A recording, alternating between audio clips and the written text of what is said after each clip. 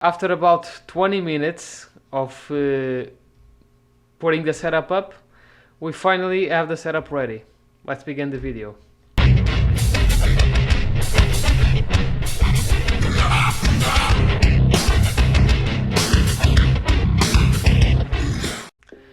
Welcome guys to a new video for the channel. I hope you're all doing safe with the current pandemic going on in the world.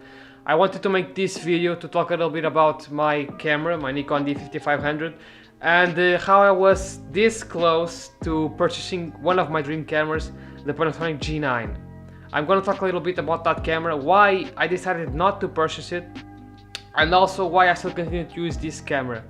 So, first of all, the Panasonic G9, like I said, it's one of my dream cameras. I really love that camera. I actually got to test it out at Color Photo last year. I tested it against my Nikon. It actually was producing better exposure in the low light, actually, which is astonishing because it uses a micro four thirds sensor, so it's a little bit smaller than this sensor, which is an APS-C sensor, but it was actually gathering more light. I also like the colors a lot more on the Panasonic. I don't really like the Nikon colors. They tend to be a little too yellowish, especially in the skin tones, and I always have to edit the skin tones out. Also, the Panasonic G9 is very good in terms of image stabilization as well. It also has a flip out screen like my Nikon has, so I can do these types of videos. I'm currently filming with my smartphone, of course. I don't have a big cam, so that's why the quality is not really that great. Yeah, a flip out screen definitely helps with YouTube, and also for macro, because most people have a tendency to say that the flip out screen is only good for real vlogging, but it's not. It's also very good for macro as well, especially figurines and statues. I have been able to take a lot of photos in hyper toys because of the flip out screen. So yeah. Now, why I was this close to buying the G9. Okay, so yesterday, I believe, it was from the 4th to the 6th of May. Yeah, so today is the 7th, so yesterday I was really close to buying the G9 because I saw that Vorten was selling the camera and the lens, the 12 to 60 Leica lens, which is very good as well. They were selling the combo for 1150 euros, which is amazing because that's the best thing, that's the best price I have seen so far on that camera. Even better than in the US. Okay, they were selling for 1150 euros at Vorten, and that was really tempting to purchase it, but I decided not to, and here's why. First of all, with the current pandemic going on, all the events have pretty much been cancelled or delayed, so I really would not have much opportunity to shoot with the camera, and it will just really be here in the house gathering dust, pretty much, so to say.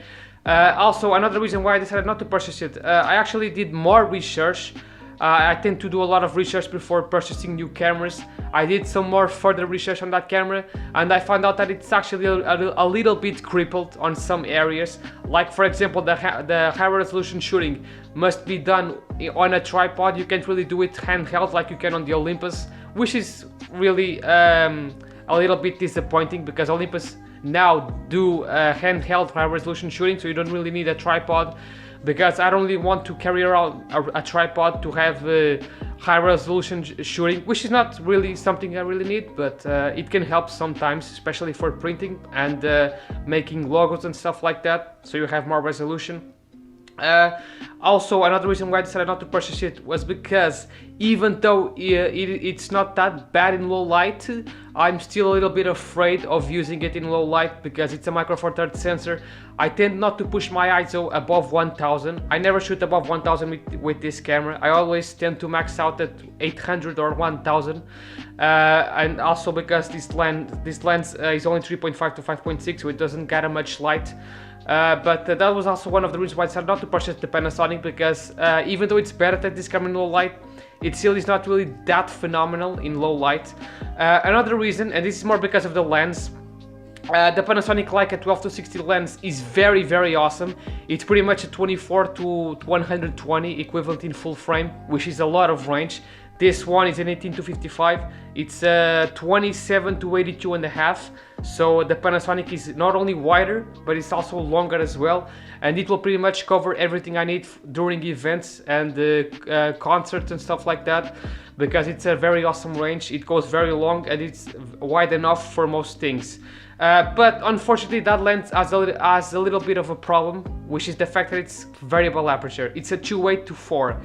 It's not a consistent aperture. As soon as you zoom in from 12mm, it's not gonna be 2.8 anymore, and that really sucks because this lens is also variable aperture. It's a 3.5-5.6, and I don't really like variable aperture lenses because, especially for video, you always have to either adjust with auto ISO, or you just make it constant, the lowest constant aperture, so it doesn't change while you zoom in, okay, and zoom out. So that's one of the reasons why I decided really hard on not purchasing it, because the lens unfortunately is variable aperture. I don't know why Panasonic decided to do that. They should have made it constant f2.8 or even f4. So yeah, it's variable aperture, so that really sucks. But it's very good for video though, because it's parfocal, which means when you zoom in and out, the focus remains constant. It doesn't lose focus. The zoom ring and the zoom ring is also very nice as well. Even though it's variable aperture, it really is nice at adjusting the aperture, so you don't really notice that much of a difference in exposure. But for photography it really sucks because, for example, when I get a lot of shots into this camera, when I zoom in, I tend to not adjust the settings, and I end up having lots of photos which are darker than when the lens is zoomed out at the wide angle. So yeah, unfortunately that lens has a variable aperture, so that really sucks. But it's very good lens though. It focuses very close as well. This one focuses very close as well, so it does a lot of good close-up photography and semi-macro, which is something I really like to do. Yeah, that was the main reason why I decided not to purchase the lens. It's a very good lens, but it's variable aperture, and it's also 2.8-4 only. That's really not that great for low light, especially on a Micro Four Thirds sensor. And another reason why I decided not to get it is because, and this is a common thing for most zoom lenses, it does this. It extends, and I really hate extending zoom lenses because, first of all, they tend not to be as durable as internal zooming lenses, and also all the dust and water and bugs enter the lens. I actually have had some bugs here in the sensor because they entered from the barrel when the lens is extended. As you can see, the bugs and stuff enter here, and the dust, and it just messes up the sensor, and the sensor becomes very dusty and full of bugs and stuff. So that's why I decided not to purchase the camera and the lens as well, because that lens is not internal zooming. I wish Panasonic would make a similar lens like that, but with internal zooming and constant aperture, but unfortunately they did not. So yeah. And then like I was saying, the price was very nice on the camera. 1150 euros for that combo is really phenomenal. It's a very awesome camera for me. It will be a real upgrade from this camera. But like I said, with the current pandemic going on, there's not really much events to cover, so I would not really be using it that much really. And another thing, Panasonic is expected to announce the GH6 this year, close to the end of this year. I think it's in September, October, I'm not really sure. And that camera is supposed to have better autofocus. I think it's gonna have a time of flight sensor. They're developing a time of flight sensor, and that was one of the other reasons why I decided not to purchase the camera, because the autofocus, while it's better than this camera, it's not on the level of the Canons and Fujifilms and Canons. So that's really a little bit on the bad side, because this camera really is bad for video focusing. I always have to make it single point AF or touch to focus on the screen, and try not to move a little too much on the frame. I never use continuous autofocus with this lens, because even though this lens is actually an AFP lens, which means it's gonna focus better, if I leave it on constant aperture, it's gonna hunt all the time. Even if I don't move, it's gonna hunt, and it does make a little bit of noise. So I decided not to use continuous autofocus. That's another reason why I decided not to purchase the G9, because the autofocus, while it's probably the best in Panasonic cameras, it's still on the level of Canons and Sonys and Fujifilms for tracking, especially for tracking animals and people and stuff like that. It's not gonna be that great, but for single point AF, it's very phenomenal. But for continuous autofocus, which is something I need, I really need a camera that can focus better, especially for these YouTube videos. Yeah, the autofocus unfortunately is not really on par with the competitors. So that's also another reason why I decided not to purchase it. And the final reason probably is because the lens, while they're very good, I really like the Macro Four Thirds lens system. They're very expensive, the lenses. The lenses are very expensive. The better lenses are super expensive. Like, for example, the Leica 12-1.4 is just a 24 equivalent. It's over 1,000 euros. Especially the Panasonic Leica lenses are very expensive. The 2.8 constant apertures are very expensive as well, at over 800 euros. So the whole system, while the lens ecosystem is very nice, it's also very expensive. And most of the third-party options are only manual focus, and I don't really want a manual focus only lens. I really need an autofocus lens. So that's also another reason why I decided not to get into the Macro Four Thirds system as a whole. I'm gonna be waiting this year. I have to play the game. I have to continue playing the game. Restrain yourself. I have to continue playing that game, unfortunately, because there's still not a perfect camera on the market. Canon is supposed to be releasing the R5, which is, my god, that camera is spec'd like a monster. It's gonna have 8K and stuff like that, but it's gonna cost a lot of money, and it's really not the camera for me. What I really would like is a Panasonic G9 with unlimited recording and better low light performance. If they were able to implement a quad Bayer sensor, which you can use for both photography and video. Like, for example, you could have 10 megapixels or so for video, and then you could have 20 megapixels for photography. That would make it much better in low light, and you also will have the resolution if you need for photography. Also, if they were to implement a better autofocus system, that would be nice as well. But for the time being, unfortunately, guys, I'm gonna have to continue using this camera until it dies. I have over 70,000 shutter accurations on this camera. The shutter life is 100,000, so I have just a little bit less than 30,000 shots still for this camera. Then the shutter might die, or it might continue, I don't know. But I will continue using this camera until it dies, unfortunately. So until the end of 2020, this is the camera I'm gonna be shooting with, the Nikon D5500. It's not really that great for me anymore, because it doesn't have a lot of function buttons and stuff like that. It doesn't have a lot of ergonomics. It's a very small camera. I like bigger cameras with more buttons, because I have now started to take more professional photos and stuff like that, and I also want to have more control on my camera. This camera, because it lacks a lot of buttons, it doesn't really excite me that much. So yeah, but unfortunately I'm gonna have to continue using this camera till the end of the year. When Black Friday comes, if there's a good deal going on or stuff like that, I might grab, but I don't know. I think I'm gonna continue using this camera until 2021. When Panasonic announced the GH6, I'm gonna be waiting for the specs of that camera.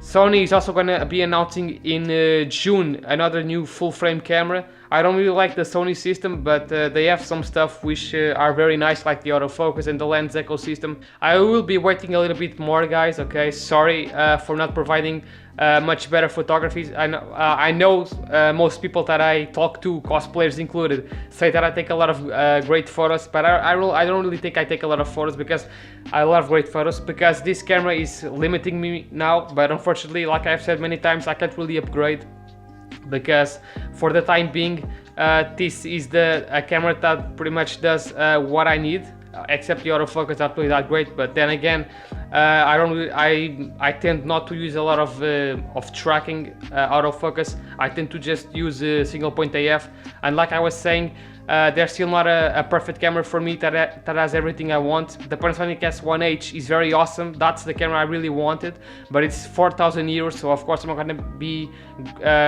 shelling out 4,000 euros for a camera which has a lot of stuff that I don't really need. I just really want a full frame camera with unlimited recording, good image stabilization, and awesome autofocus. But unfortunately, that camera is still not available on the market, so I still have to wait a little bit more. But yeah, thank you guys for watching the video, okay? Sorry for having it dragged on a little bit. I will be doing a video review of this camera as well, the Nikon D5500. In the future, I'll be making a video review of this camera, see if it's still worth it in 2020. Quick answer, it is worth it if you're only doing photography, but I will be making a video on this camera soon, a little bit of a review, talking about it, my experiences with it since owning it since 2017. Yeah, thank you guys for watching the video. Enjoy, subscribe to the channel if you want to see more. Unfortunately, now because of the pandemic in the world, I have to stay at home. I can't go to work, unfortunately. I'm waiting for this to finish up so I can go to work again, because I'm really tired of staying at home. Also, another reason why I haven't been posting many videos even though I'm at home is because I have been taking this time now to organize personal stuff which I have stored in my discs. Okay, I'm organizing stuff, freeing up space on the computer and stuff like that. So that's why I haven't been able to post videos on the channel. I want to start making some new gaming videos as well. I have one planned actually. I will be releasing a new video soon. The first video game video for the channel, going over my save file on Pokemon Emerald. So expect that in the near future. But like I was saying, because of organizing stuff, which I think is a biggest priority right now, take this time to organize stuff. I haven't been able to post new videos, but I will be posting new videos when I finish more or less organizing the stuff. And as for gameplay videos, like I was saying, I will be doing not a gameplay, but more like a look back at my save files in Pokemon Emerald in the Game Boy. And starting from there, I will be doing some gameplays from some games I've owned and played as well. If you're interested, I have created a Twitch account and a Mixer account as well. I'm still not sure which system I'm gonna use in the future, but I really want to start making some live streams and stuff like that. So expect that in the near future. And thank you again for watching, guys. If you like my content, again, be sure to hit the subscribe button and be on the lookout for new videos in the future as well. Okay. Most important of all, stay safe and stay at home. Thank you for watching.